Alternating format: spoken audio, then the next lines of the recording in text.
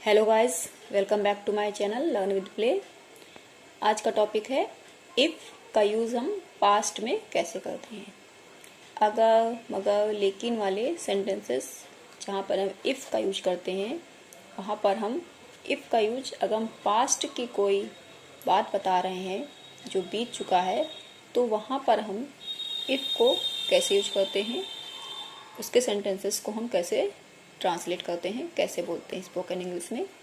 चलिए बढ़ते हैं अपने वीडियो पर। लेकिन उससे पहले प्लीज़ मेरे चैनल को लाइक करें, सब्सक्राइब करें, शेयर करें और कमेंट्स करें। अगर आपने अभी तक सब्सक्राइब नहीं किया है तो प्लीज़ सब्सक्राइब का बटन को प्रेस करें और उस पर ऑल पे जा कर के उस पर क्लिक करें ताकि आपको सारे वीडियोस की नोटिफिकेशन मिलती रहे। तो चलिए बढ़ते हैं अपने वीडियो पे। देखिए, इफ़ अगर लेकिन यदि को हम पास्ट में कैसे। सबसे पहले आप कुछ सेंटेंसेस को देखिए कि पास्ट में हम किस तरह के सेंटेंसेस होते हैं। इसके पहले मैंने इफ़ का यूज़ प्रेजेंट में बताया था कि प्रेजेंट में हम इफ़ का यूज कैसे करते हैं, प्रेजेंट में इसके सेंटेंसेस किस तरह से होते हैं। आज ये मैं आपको बता रही हूँ पास्ट के सेंटेंसेस। देखिए, अगर कुत्ता भौंकता तो मैं सो नहीं पाता। अब ये जो वाक्य बोला जा रहा है, ये बोलने से पता चल रहा है कि ये बीत चुका है, उसके बारे में बताया जा रहा है। अब ये प्रेजेंट में नहीं बताया जा रहा है। अगर कुत्ता भौंकता तो मैं नहीं सो पाता। मैं जैसे कि अगर मैं पिछली रात की बात करूं तो मैं जैसे पिछली रात कुछ कुत्ते थे, अगर वो भौंकते तो मैं सो नहीं पाती। तो मैं इस तरह से उसको मैं बता रही हूँ कि जो मेरे साथ बीत चुका है पास्ट में। अगर तुम ठीक से पढ़ाई करते तो फेल नहीं होते। अब तो फेल हो चुका है ना, वो पास्ट की बात हो गई। अब उसको एडवाइस दी जा रही है, उसको बताया जा रहा है कि अगर तुम पहले ठीक से पढ़ लेते तो तुम फेल नहीं होते। यदि तुम मेरी बात समझ जाते तो तुम ऐसी बात नहीं करते। यदि तुम रात को जल्दी सोते तो सुबह जल्दी उठ जाते।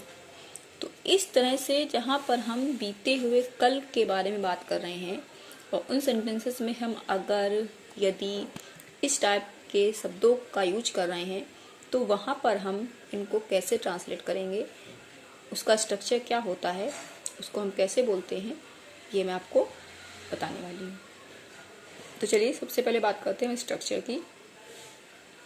जैसे कि आप देख रहे हैं structure, if subject had verb की third form plus object. Second part में क्या होगा, सेकेंड पार्ट में subject would have plus verb की third form plus object. It means इसमें जो फर्स्ट पार्ट हमारा ट्रांसलेट होगा वो हमारा हैड प्लस वर्ब की थर्ड फॉर्म से होगा। इसका मतलब पास्ट परफेक्ट में, और दूसरा जो पार्ट होगा वो वुड हैव प्लस वर्ब की थर्ड फॉर्म के साथ ट्रांसलेट किया जाएगा। अब अगर इसमें निगेटिव वाक्य होते हैं तो उनको कैसे करते हैं, तो देखिए उसका स्ट्रक्चर क्या होता है। उसका स्ट्रक्चर भी इफ से स्टार्ट होगा। सब्जेक्ट हैड के बाद में यहाँ पे नॉट आ जाएगा, उसके बाद में वर्ब की थर्ड फॉर्म आएगी, देन ऑब्जेक्ट आएगा।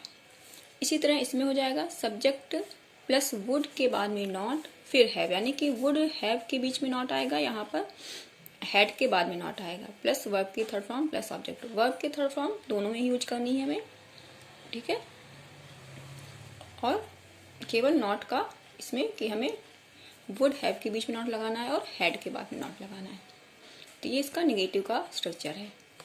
अब चलिए ट्रांसलेट करते हैं हम सेंटेंसेस, इससे अच्छे से क्लियर हो पाएगा। अगर कुत्ता भौंकता तो मैं नहीं सो पाता। अगर आया है तो इसके लिए पहले क्या लिखेंगे, सबसे पहले if subject dog had barked, if dog had barked, comma मैं नहीं सो पाता। तो आई वुड, अभी देखिए इसमें नहीं आ गया ना, तो would not have slept, I would not have slept. Sleep की थर्ड फॉर्म होती है स्लेप्ट। तो इस तरह से इसको हम ट्रांसलेट करेंगे। चलिए मैं लिखती हूँ,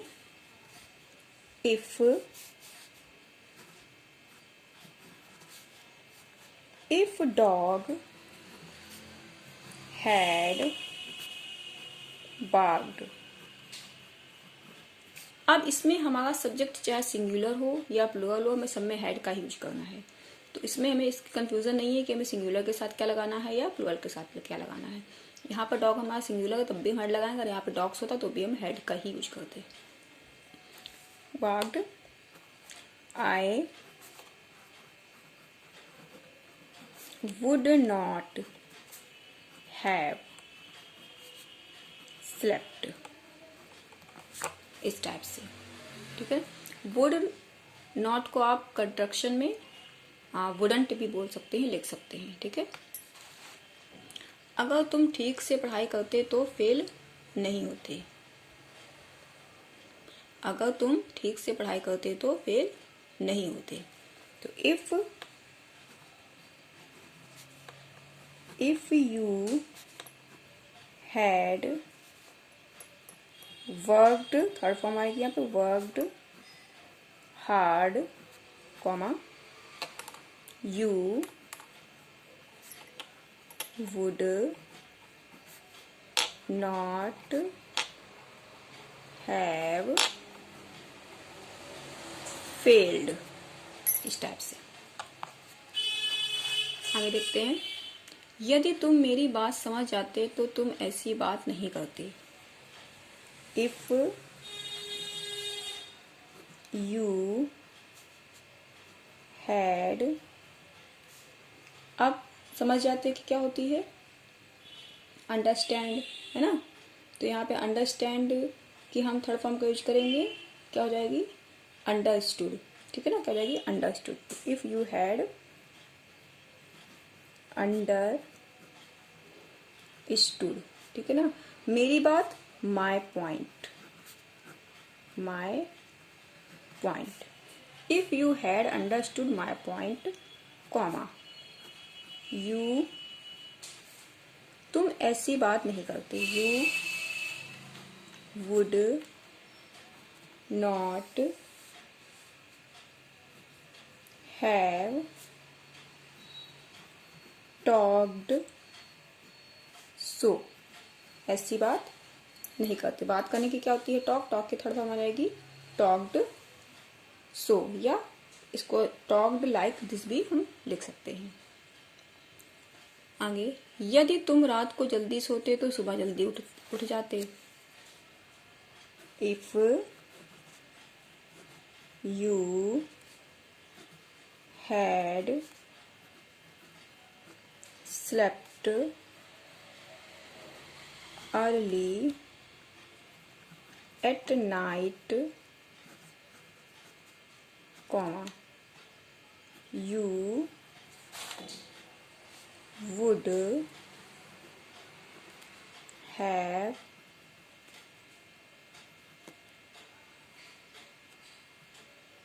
वेक, उठने की होती है वेक या गेट, तो अगर आप गेट लगा रहे हैं तो गॉट का यूज करेंगे।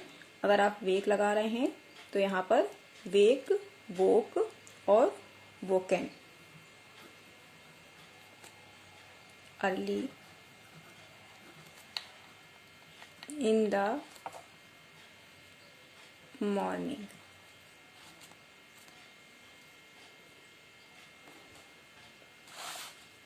इस तरह से हम इनको ट्रांसलेट करते हैं।